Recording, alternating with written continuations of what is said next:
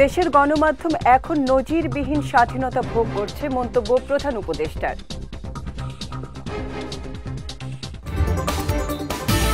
ফেব্রুয়ারিতে BGB BSF DG বৈঠক, জানালেন স্বরাষ্ট্র উপদেষ্টা। গুরুত্ব পাবে সীমান্ত হত্যা ও অসম চুক্তি।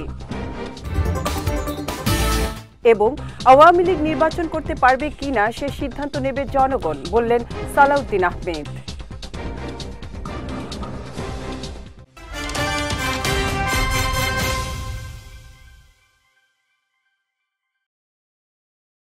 আসসালামু আলাইকুম। বিজয় রাতের সংবাদে আমন্ত্রণ জানাচ্ছি আমি উম্মে কুলসুম। শুনছিলেন শিরোনাম, এবারে বিস্তারিত। বাংলাদেশের গণমাধ্যম এখন নজিরবিহীন স্বাধীনতা ভোগ করছে বলে মন্তব্য করেছেন অন্তর্বর্তী সরকারের প্রধান উপদেষ্টা ডক্টর মোহাম্মদ ইউনুস। বুধবার রাষ্ট্রীয় অতিথি ভবন যমুনায় মার্কিন যুক্তরাষ্ট্রের ওপেন সোসাইটি ফাউন্ডেশনের প্রতিনিধি দল প্রধান উপদেষ্টার সঙ্গে সাক্ষাৎ করতে গেলে তিনি এ মন্তব্য করেন। ওপেন সোসাইটি ফাউন্ডেশনের চেয়ারম্যান অ্যালেক্স সোরোস এবং সভাপতি বিনাইফার নওরোজির নেতৃত্বে প্রতিনিধি দল প্রধান উপদেষ্টার সঙ্গে সাক্ষাৎ করে অন্তর্বর্তী সরকারের সংস্কারের প্রতি সমর্থন ব্যক্ত করেন। এছাড়া অ্যালেক্স সোরোস ইতিহাসের এক জটিল সময়ে দেশকে নেতৃত্ব দেয়া এবং দেশের প্রতিষ্ঠানগুলো ঠিক করা ও অর্থনীতি পুনর্গঠনে প্রয়োজনীয় সংস্কারের উদ্যোগ নেয়ায় ডক্টর ইউনুসের প্রশংসা করেন। এ সময় প্রধান উপদেষ্টা শেখ হাসিনার ১৬ বছরের শাসনামলে পাচার হওয়া প্রায় $234 বিলিয়ন ফিরিয়ে আনতে সহায়তা করার জন্য ফাউন্ডেশনের প্রতি আহ্বান জানান। আগামী ১৭ থেকে ২০ ফেব্রুয়ারি ৪ দিন ভারতের নয়াদিল্লিতে ৫৫তম বিজিবি বিএসএফ মহাপরিচালক পর্যায়ের বৈঠক অনুষ্ঠিত হবে বলে জানিয়েছেন স্বরাষ্ট্র উপদেষ্টা অবসরপ্রাপ্ত লেফটেন্যান্ট জেনারেল মোহাম্মদ জাহাঙ্গীর আলম চৌধুরী। দুপুরে সচিবালয়ে আন্তঃমন্ত্রণালয়ের বৈঠক শেষে এ তথ্য জানান তিনি। বলেন, আসন্ন বৈঠকে বিএসএফের সীমান্ত হত্যা এবং গুলি বন্ধের বিষয়ে গুরুত্ব দেওয়া হবে। এছাড়া ভারতীয় সীমান্তে ফেনসিডিল সহ মাদক কারখানা বন্ধেও জোর দিবে বাংলাদেশ। এর পাশাপাশি সীমান্তে বাংলাদেশকে না জানিয়ে অবকাঠামো এবং কাঁটাতারের বেড়া নির্মাণ করার ইস্যুটি গুরুত্ব পাবে বলে জানান স্বরাষ্ট্র উপদেষ্টা। বলেন, ২০১০ সালে যে অসম চুক্তি হয়েছিল সেটির ধারা সংশোধনেও দেয়া হবে গুরুত্ব। বৈঠকে বিজিবির মহাপরিচালক মেজর জেনারেল মোহাম্মদ আশরাফুজ্জামান সিদ্দিকী বলেন, সীমান্তের সাম্প্রতিক অবস্থা সহ যে কোনো ইস্যুতেই ছাড় দিবে না বাংলাদেশ। যে ভারতীয় নাগরিক এবং ভারতীয় দুষ্কারী কর্তৃক সীমান্ত হত্যা ও সীমান্ত নিরস্ত বাংলাদেশি নাগরিকদের উপর গুলি চালান, আহত বন্ধ করা। যে জানেন যে ভারতীয় নাগরিকরা বিএসএফ এবং অন্যান্য যারা যে আমাদের যে সীমান্তে যে হত্যা করছে ওইটা যেভাবে হোক তাদের বন্ধ করতে হবে। এটা কোনোভাবেই গ্রহণযোগ্য না, এটা ইন্টারন্যাশনালিও এবং যে কোনো জায়গায় হোক না। এটা অনেক সময় দেখা গেছে যে বিএসএফ কর্তৃক এবং তাদের যে দুষ্কৃতিকারীরা আমাদের বাংলাদেশি নাগরিক ধরে নিয়ে যায় বর্ডার থেকে কৃষিকাজ করার সময়। এটা যেভাবে হোক এটা যেন তারা না করে, এই জন্য তাকে বলা। তারপর ৩ নম্বর ছিল ভারতীয় নাগরিকদের সীমানা লঙ্ঘন করে। অনেক সময় তারা সীমানা লঙ্ঘন করে অবৈধভাবে পারাপারের চেষ্টা করে, এই জিনিসটাগুলি যেন না হয়, এ ব্যাপারে আলোচনা হবে। দল গঠন করে জাতীয় নির্বাচনে সরকারের সব শক্তি ব্যবহার করা হলে ৫ আগস্টের আকাঙ্ক্ষা ব্যাহত হবে বলে মন্তব্য করেছেন বিএনপির স্থায়ী কমিটির সদস্য সালাউদ্দিন আহমেদ। দুপুরে জাতীয় প্রেস ক্লাবে জুলাই গণ অভ্যুত্থান, গণমাধ্যম ও সাংবাদিকতা শীর্ষক আলোচনা সভায় তিনি এ মন্তব্য করেন। বলেন, একনায়কতন্ত্র যেন আর ফিরে না আসে সে বিষয়ে ঐকমত্যের কোনো বিকল্প নেই। আগামী নির্বাচনে আওয়ামী লীগ অংশ নিতে পারবে কিনা সে বিষয়ে সালাউদ্দিন আহমেদ বলেন, দেশের জনগণই এ বিষয়ে সিদ্ধান্ত নেবে। এ সময় জন আকাঙ্ক্ষা পূরণে প্রয়োজনে সরকারকে সঠিক পথে আনতে আন্দোলনের হুঁশিয়ারি দেন বিএনপির এই নেতা। তিনি বলেন, জাতীয় নির্বাচন বিলম্বিত হলে এর যৌক্তিক কারণ জনগণের কাছে স্পষ্ট করতে হবে। আমরা সামনের দিকে এগিয়ে যেতে চাই, অতি অবশ্যই ঐক্যকে ধরে রেখে। ফ্যাসিবাদ বিরোধী জাতীয় ঐক্য আমাদের এখন প্রাণ শক্তি। এই জাতির, এই দেশের সামনে এগিয়ে যাওয়ার একমাত্র প্রাণ শক্তি হচ্ছে ফ্যাসিবাদ বিরোধী জাতীয় ঐক্য।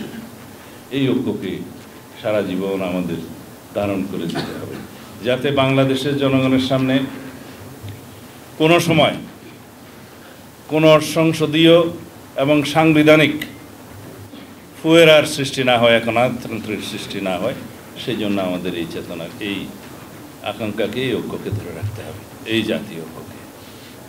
যারা শেখ হাসিনা সংবিধান পরিবর্তন করে একটা সাংবিধানিক একনায়কতান্ত্রিক রাষ্ট্র, একদলীয় রাষ্ট্র বিনির্মাণের আয়োজন প্রায় চূড়ান্ত করে ফেলেছে, যেখানে সংসদীয় একনায়কতন্ত্রের বৈধতা দেওয়ার জন্য তারা প্রায় 2-4টা আসন বাদে সব আসন নিয়েছিলেন। সেই জায়গা থেকে আমরা সেই জায়গায় যাতে আমাদের কোনোদিন আর ফেরত না যেতে হয়, সেই জন্য একটি চূড়ান্ত গণতান্ত্রিক সাংবিধানিক সংস্কার আমাদের করে যেতে হবে। বিএনপির সিনিয়র যুগ্ম মহাসচিব রুহুল কবির রিজভী বলেছেন, ছাত্র জনতার অভ্যুত্থানে শেখ হাসিনা দেশ ছাড়লেও এখনও দেশের বাইরে থেকে ষড়যন্ত্র করে যাচ্ছে। শেখ হাসিনা বাংলাদেশে ফিরে আবারও লুটপাট করতে চায়। দুপুরে মিরপুরে জুলাই আগস্ট অভ্যুত্থানে নিহত শিক্ষার্থী আনাফের পরিবারের সঙ্গে সাক্ষাৎ শেষে তিনি এসব কথা বলেন। বিএনপির এই শীর্ষ নেতা আরও বলেন, শেখ হাসিনা যদি দেশে ফেরার সুযোগ পায় তাহলে বাংলাদেশের মানচিত্র, সীমান্ত ও পতাকা বেহাত হয়ে যাবে। এ সময় দেশ বাঁচাতে সবাইকে ঐক্যবদ্ধ থাকার আহ্বান জানান তিনি। আমরা কি নির্বিকার থাকব? যারা গণতন্ত্রের জন্য আন্দোলন করেছি, যারা গণতন্ত্রের জন্য দিনের পর দিন, মাসের পর মাস কারাগারে থেকেছি, আমাদের নির্বিকার থাকলে চলবে না। ওদের যদি পুনরুজ্জীবন ঘটে তাহলে বুঝবেন দেশ আর দেশ থাকবে না। দেশের মানচিত্র চলে যাবে, দেশের সীমান্ত চলে যাবে, দেশের পতাকা চলে যাবে, দেশের জাতীয় সঙ্গীত চলে যাবে, যেটা রক্ষা করেছে এই আহনাফের মতো, মুগ্ধের মতো, আবু সাইদের মতো এই বাচ্চারা। সুতরাং আমি দৃঢ়ভাবে বিশ্বাস করি আমাদের এই স্বাধীনতা, আমাদের এই সার্বভৌমত্ব আর কেউ বিকোতে পারবে না। সেই জন্য গণতান্ত্রিক শক্তির ঐক্য দরকার। গণতান্ত্রিক শক্তিকে ঐক্যবদ্ধ হয়েই এই পরাজিত শক্তি, দেশ বিকিয়ে দেওয়া শক্তি, নিজের সন্তানকে হত্যা করে তার রক্ত পান করে ক্ষমতায় থাকার এই শক্তিকে পরাভূত করতে হবে। বিডিআর বিদ্রোহে কারাবরণকারী যেসব বিডিআর সদস্য কদিন আগে জেলখানা থেকে মুক্তি পেয়েছেন তাদের সবাই নির্দোষ নন বলেছেন পিলখানা হত্যাকাণ্ডে শহীদদের স্বজন এবং বেঁচে ফেরা সাবেক সেনা কর্মকর্তারা। সকালে রাজধানীর মহাখালীতে রাওয়া কনভেনশন ক্লাবে যৌথ সংবাদ সম্মেলনে তারা একথা বলেন। প্রশ্ন তুলেন, এরা সবাই যদি নির্দোষী হন তাহলে সেনা কর্মকর্তাদের মারলেন কারা? তাদের বক্তব্য, যারা হত্যাকাণ্ডে জড়িত এবং যাবজ্জীবন দণ্ডপ্রাপ্ত তাদের নির্দোষ প্রমাণের চেষ্টা প্রহসন ছাড়া কিছুই নয়। সংবাদ সম্মেলনে 2009 সালের 25 ফেব্রুয়ারিতে বিডিআর বিদ্রোহে হত্যাকাণ্ডের ভয়াবহতার বর্ণনা দেন প্রত্যক্ষদর্শীরা। এ সময় বিডিআর বিদ্রোহ বিষয়ে গঠিত তদন্ত কমিশনকে দোষীদের শাস্তি নিশ্চিত করার আহ্বান জানান তারা। সেদিন যেভাবে আমাদের পুরো নির্যাতন করেছে, হত্যার চেষ্টা করেছে, আমাকে নিজেই তারা গলা টিপে হত্যার চেষ্টা করছিল। জাস্ট মৃত্যুর সময় আমি কালেমা পর্যন্ত পড়েছি এবং আমার বাচ্চাদের কথা মনে করছিলাম। সেই অবস্থা থেকে আমরা ফিরে এসেছি। আজ আমাদের হৃদয় ক্ষত বিক্ষত। যখন দেখি 15 বছর পরও আমরা এবং শহীদ ফ্যামিলির বিচার পাচ্ছি না। দুইজন আমাদেরকে নিয়ে যাচ্ছিল, তাদেরকে বলে যে এদেরকে কই নিয়ে যাচ্ছিস? তারা উত্তর দিয়ে কোয়ার্টার গার্ডে নিয়ে যাচ্ছি। সাথে সাথে আরেকজন এসে বলে, অফিসারের রক্তদের তো কোয়ার্টারে নিয়ে যাওয়ার দরকার, এদেরকে এখানেই ধরে মারা ফেলি। ঠিক তখনই তার পাশে আরেকজন আমার বুকে ঠিক এই জায়গায় বন্দুকের নল তাক করে। সেই মুহূর্তে আমার মনে হয়েছিল যে হয়তো তখনই আমাকে মেরে ফেলবে, কিন্তু ভাগ্যক্রমে তখন তারা গুলি চালায়নি। তারপরে যে আমাদেরকে নিয়ে যাচ্ছিল তাদের মধ্যে দুজনের মধ্যে একজন বলে যে না মারিস না, এদেরকে নিয়ে আটকায় রাখি বলে যখন আমাদেরকে নিয়ে যাচ্ছিল তখন ওই গ্রুপ থেকে একজন এসে মুখ দিয়ে বেশ কয়েকটা, সবাই তো গালিগালাজ করছিল, গালিগালাজ করে বন্দুকের বাড়ি দিয়ে জোরে আমার ঘাড়ের এখানে একটা বাড়ি দেয়। গবেষণা সংস্থা সিপিডি বলেছে দায়িত্ব নেয়ার প্রায় ৬ মাস পরও জনজীবনে স্বস্তি আনতে পারেনি অন্তর্বর্তীকালীন সরকার। শেখ হাসিনার নেতৃত্বাধীন স্বৈরাচারী সরকারের ভুল নীতিকে এর জন্য দায়ী করেছে গবেষণা সংস্থাটি। বুধবার সংবাদ সম্মেলনে তারা বলেছেন, সরকার জনপ্রিয়, ভাবমূর্তি ভালো, কিন্তু রাজনৈতিক ম্যান্ডেট নাই। কাজেই অনিশ্চয়তা কাটাতে দ্রুত নির্বাচনের মাধ্যমে গণতন্ত্রে ফিরে যাওয়ার পরামর্শ দিয়েছে সিপিডি। জিনিসপত্রের দাম কমাতে সরকার কিছু পদক্ষেপ নিয়েছে, কিন্তু বাজারে দাম কমাতে সরকারের সেসব উদ্যোগ একেবারেই ব্যর্থ হয়েছে বলেও মত দিয়েছেন সিপিডির গবেষকরা। এবার জেলা সংবাদ।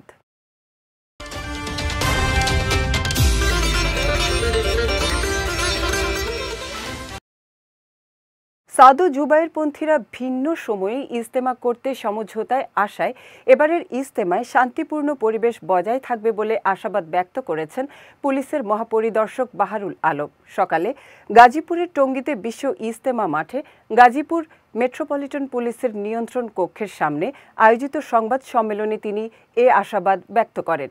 এ সময় আইজিপি বলেন, এবার ইজতেমা হবে ৩ পর্বে। প্রথম ২ পর্বে জুবায়েরপন্থীরা ইজতেমা পালন করবেন। ৩১ জানুয়ারি থেকে ২ ফেব্রুয়ারি প্রথম এবং ২ থেকে ৫ ফেব্রুয়ারি দ্বিতীয় পর্বে ইজতেমা অনুষ্ঠিত হবে। আর দ্বিতীয় পর্বে সাদপন্থীরা অংশ নেবেন ১৪ থেকে ১৬ ফেব্রুয়ারি পর্যন্ত। ইজতেমা ঘিরে বাড়তি নিরাপত্তা জোরদার করা হয়েছে বলেও জানান তিনি। এদিকে ইজতেমাকে কেন্দ্র করে ৩১ জানুয়ারি থেকে ২ ফেব্রুয়ারি পর্যন্ত মহাসড়কে পণ্যবাহী যান চলাচল বন্ধ থাকবে বলে জানিয়েছেন জিএমপির কমিশনার ডক্টর নাজমুল করিম খান। প্রশাসনের আশ্বাসে টানা ৩ দিনের কর্মবিরতি প্রত্যাহার করেছে খুলনা বিভাগীয় ট্যাঙ্ক লরি শ্রমিক ইউনিয়ন। কর্মবিরতি প্রত্যাহার করে নেয়ায় সকাল থেকে খুলনার খালিশপুরের পদ্মা, মেঘনা ও যমুনা অয়েল ডিপো থেকে জ্বালানি তেল উত্তোলন এবং ১৬ জেলায় সরবরাহ শুরু হয়েছে। এদিকে কর্মবিরতি প্রত্যাহারের পর খালিশপুর নতুন রাস্তায় ইউনিয়ন কার্যালয়ে আনুষ্ঠানিকভাবে প্রেস ব্রিফিং করেন বাংলাদেশ জ্বালানি তেল পরিবেশক সমিতির সাধারণ সম্পাদক মোড়ল আব্দুস সোবাহান। এর আগে খুলনা বিভাগীয় ট্যাঙ্ক লরি শ্রমিক ইউনিয়নের সাধারণ সম্পাদক আলী আজিমের গ্রেপ্তারের প্রতিবাদে রোববার থেকে কর্মবিরতি শুরু করে ট্যাঙ্ক লরি শ্রমিকরা। সমাজে যখন অবিচার প্রতিষ্ঠিত হয়, তখনই ৫ আগস্টের মতো আন্দোলনের সৃষ্টি হয় বলে মন্তব্য করেছেন দুর্নীতি দমন কমিশনের চেয়ারম্যান ডক্টর আব্দুল মোমেন। আজ কুমিল্লা জেলা শিল্পকলা একাডেমিতে আয়োজিত দুদকের গণশুনানির অনুষ্ঠানে প্রধান অতিথির বক্তব্যে তিনি এ মন্তব্য করেন। বলেন, প্রতিটি অবিচারের বীজ হল দুর্নীতি। এ সময় ন্যায়বিচার ভিত্তিক সমাজ প্রতিষ্ঠায় দুর্নীতি নির্মূল করতে হবে বলেও মন্তব্য করেন দুদক চেয়ারম্যান। অনুষ্ঠানে দুদক কমিশনার মিয়া মুহাম্মদ আলী আকবর আজিজি, অবসরপ্রাপ্ত ব্রিগেডিয়ার জেনারেল হাফিজ আহসান ফরিদ, জেলা প্রশাসক মোহাম্মদ আমিরুল কায়সার সহ অনেকে উপস্থিত ছিলেন। একটা সিদ্ধান্ত না নিয়ে কিভাবে আমি আপনাকে ঘুরাতে পারি, তাহলে আমরা যে যত বেশি ঘুরাতে পারি সে তত বেশি ক্ষমতাবান। আর ক্ষমতাটা তখনই প্রমাণিত হয় যখন আমরা এই ক্ষমতাটাকে অপব্যবহার করি। আমার বিশ্বাস, আমরা যদি ন্যায়ভিত্তিক একটা সমাজ প্রতিষ্ঠা করতে চাই, তাহলে আমাদের এই ক্ষমতার প্রয়োগটা, যে ক্ষমতা যেটাকে আমরা অনুভব করি, সেই প্রয়োগটা আমাদের কমিয়ে নিয়ে আসতে হবে। চুয়াডাঙ্গার বিভিন্ন সীমান্ত এলাকা থেকে জব্দ করা ৪ কোটির বেশি টাকার মাদকদ্রব্য ধ্বংস করেছে বিজিবি।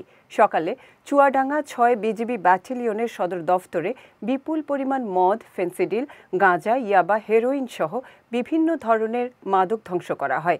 এর উদ্বোধন করেন বিজিবির কুষ্টিয়া সেক্টরের কমান্ডার কর্নেল মারুফুল আবেদিন। প্রধান অতিথির বক্তব্যে মারুফুল আবেদিন বলেন, যে পরিমাণ মাদক ধ্বংস করা হয়েছে তা যথেষ্ট নয়। এর বাইরেও বিপুল পরিমাণ মাদক ধরাছোঁয়ার বাইরে রয়েছে। এ সময় মাদক নির্মূলে তিনি সবাইকে সোচ্চার হওয়ার আহ্বান জানান। যাচ্ছি খেলার সংবাদে।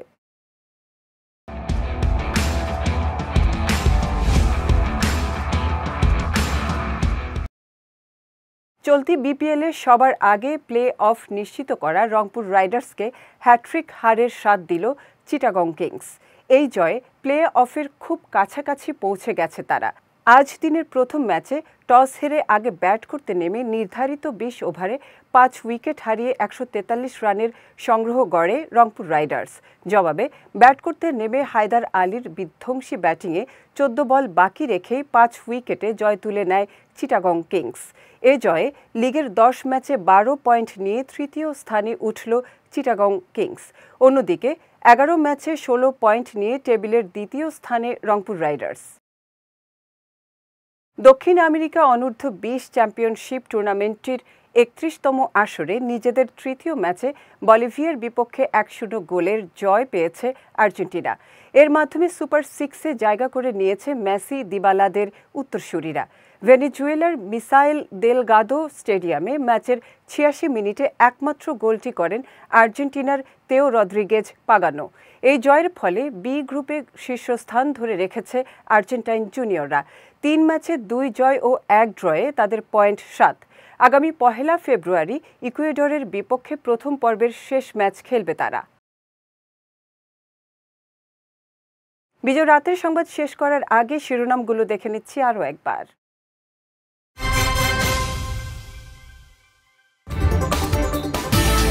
দেশের গণমাধ্যম এখন নজিরবিহীন স্বাধীনতা ভোগ করছে, মন্তব্য প্রধান উপদেষ্টার।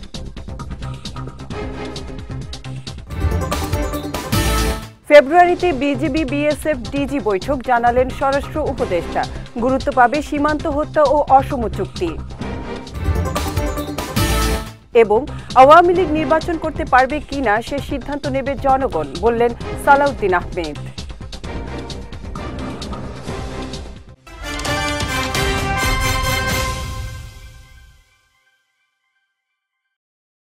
বিজয় রাতের সংবাদ শেষে আজকের মতো আমি উম্মে কুলসুম আপনাদের কাছ থেকে বিদায় নিচ্ছি। আগামীকাল একই সময়ে নতুন সব খবর দেখতে চোখ রাখুন বিজয় টিভিতে। এছাড়াও আজকের বিজয় রাতের সংবাদের ভিডিও দেখতে পারেন আমাদের ইউটিউব এবং ফেসবুক পেজে। আমাদের ইউটিউব হলো youtube.com/BijoyTV অফিসিয়াল এবং আমাদের ফেসবুক পেজ হলো facebook.com/BijoyTV Limited। এতক্ষণ সঙ্গে থাকার জন্য ধন্যবাদ সবাইকে।